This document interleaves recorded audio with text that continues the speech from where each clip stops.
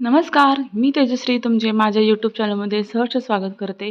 तर आज आपण पाहणार आहोत झणझणीत असा गावरान अंड्याचा रस्सा. चला तर मग बनवूया. त्यासाठी मी घेतलेला आहे कुकर. त्याच्यामध्ये मी शिजत घालणार आहे अंडी आणि आपल्याला ह्याच्यामध्ये थोडंसं ओतायचं आहे पाणी. पाणी घातलं की आपल्याला एक अर्धा चमचा ह्याच्यामध्ये घालायचं आहे मीठ आणि आपल्याला कुकरचं झाकण बंद करायचं आहे आणि ह्याला 1 ते 2 शिट्ट्या काढून घ्यायच्यात. तर अंडी शिजायला काही जास्त वेळ लागत नाही. 1 किंवा 2 शिट्ट्यामध्ये ते सहज शिजतात. तर मी आता अंडी शिजवून घेतलेत आणि त्याचा वरचा कवर काढून घेतला आहे. आता मी 1 अंडं चिरून घेणार आहे, कारण माझ्या लहान मुलाला खूप अंडी आवडतात. तर मी त्याच्यासाठी हे अंडं चिरून त्याच्यावरती थोडंसं मीठ आणि थोडंसं लाल तिखट घालून त्याला मी खायला देणार आहे. तर तो जास्त काही तिखट खात नाही, त्याच्यामुळं मी थोडंसंच 1 चिमटभरच लाल तिखट घातलं आहे आणि आता मी त्याला नेऊन देणार आहे. तर तुम्ही माझा व्हिडिओ पहिल्यांदाच पाहत असाल तर प्लीज चॅनलला सबस्क्राईब करा. सबस्क्राईब करण्यासाठी कोणतेही पैसे वगैरे काही भरायला लागत नाही. तर प्लीज पटपट सबस्क्राईब करा. आणि आमचे साहेब आता खेळण्यात बिझी आहेत. त्यांचं लक्षसुद्धा नाही. आता त्याचं लक्ष गेलं आहे. तो खुश झालेला आहे. चला तर मग आपण आपल्या रेसिपीकडे वळूया. मी आता कढई गरम करायला ठेवली होती आणि त्याच्यामध्ये घालणार आहे 2 चमचे तीळ, 1 चमचा जिरे, दालचिनीचा 1 तुकडा, 2-4 लवंग आणि 2 मिरे. आता आपल्याला भाजून घ्यायचं आहे आणि आता आपल्याला घालायचा आहे कांदा. तर कांदा आपल्याला भाजून घ्यायचा आहे. तर कांदा आपण लहान मोठा कसाही चिरू शकतो. बारीकच चिरावा असं काही नाही, कारण आपल्याला शेवटी ते मिक्सरमधूनच बारीक करून घ्यायचं आहे. तर आपण कांदा घालून 1-2 मिनिट ह्याला परतायचं आहे. थोडंसं तेल घालायचं आहे. थोडासा कांदा भाजला की आपल्याला त्याच्यामध्ये घालायचं आहे एक 9 ते 10 अशा लसणाच्या पाकळ्या आणि एक छोटासा आल्याचा तुकडा. तर एवढं सगळं घालून आपल्याला भाजायचं आहे. ते भाजलं की आपल्याला 1 टोमॅटो चिरून त्याच कढईमध्ये भाजून घ्यायचं आहे. 1-2 मिनटं आपल्याला टोमॅटो भाजून झालं की आपण हे काढून घेऊया आणि आपल्याला घालायचं आहे आता सुक्या नारळाचे काप. तर ते सुद्धा आपल्याला तेल टाकून असं खरपूस ब्राऊन कलर येईपर्यंत आपल्याला ते भाजून घ्यायचं आहे. तर आपल्याला ह्याचं वाटण बनवायचं आहे. आपण हे थंड करायला ठेवलं आहे. तोपर्यंत त्याच कढईमध्ये आपल्याला ज्या आपण अंडी शिजवून घेतलेली आहेत त्यांना आपण फ्राय करून घेऊया. तर यासाठी मी घालणार आहे अर्धा चमचा हळद आणि 1 चमचा तेल. तर ते घालून आपल्याला 2 ते 3 मिनिट आपल्याला सोनेरी रंग येईपर्यंत आपल्याला हे परतून घ्यायचं आहे.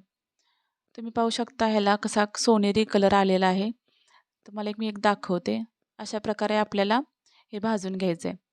तर मी अंडी काढून घेते आणि त्याच कढईमध्ये आपल्याला घालायचं आहे 2 चमचे तेल आणि तेलामध्ये आपण कांदा, लसूण आणि टोमॅटो वगैरे बारीक करून घेतलेलं आहे ते पहिल्यांदा घालायचं आहे.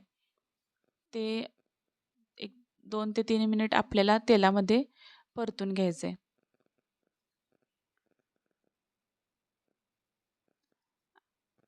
असं थोडंसं परतायचं आहे त्याला.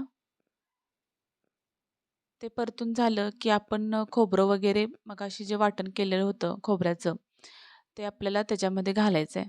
खोबरंसुद्धा आपल्याला मस्त खरपूस असं भाजून घ्यायचं आहे. आपलं खोबरं भाजून झालं की मी घालणार आहे घाटी मसाला, जो आमच्या सांगली सातारा साईडला बनतो तो. तुमच्याकडे कोणता असेल तो तुम्ही घातला तरी चालतं आहे. तर मी 2 चमचे घाटी मसाला, 1 चमचा लाल तिखट आणि थोडीशी धनेपूड मी घालून घेणार आहे. तर आपल्याला हा मसाला मस्तपैकी असा भाजून घ्यायचा आहे. 1-2 मिनिट ह्याला तेल सुटेपर्यंत आपल्याला भाजून घ्यायचं आहे. 1-2 मिनिटांनंतर थोडंसं ह्याला तुम्ही बघू शकताय थोडंसं तेल सुटलेलं आहे. तर आपण मगाशी जी अंडी फ्राय करून घेतलेली आहेत ते आपल्याला आता ह्याच्यामध्ये घालून घ्यायचे आहेत. आता ह्यालासुद्धा आपण ह्या मसाल्यामध्ये मिक्स करून घेऊया. असं छान प्रकारे मिक्स करून झालं की साईडच्या गॅसवरती मी गरम पाणी करण्यासाठी ठेवले. थोडंसं पाणी आपल्याला ह्याच्यामध्ये घालायचं आहे. थोडंसंच पाणी घालायचं आहे, कारण आपल्याला थोडा वेळ 5 मिनिट ह्या मसाल्यामध्ये आपली अंडी शिजवून घ्यायची आहेत. तर मी थोडं पाणी घातलेलं आहे. आता आता आपण ह्याच्यामध्ये आपल्या घरी अंडा करी मसाला नसेल, तर चिकन मसाला किंवा मटण मसाला किंवा गरम मसाला ह्या सगळ्यांपैकी एक कोणताही मसाला घातला तरी चालतोय. तर माझ्याकडे अंडा करी मसाला आहे. मी अंडा करी मसाला टाकते आणि थोडंसं चवीपुरतं मीठ टाकते. तर आपल्याला हा मसाला मिक्स करून घ्यायचा आहे.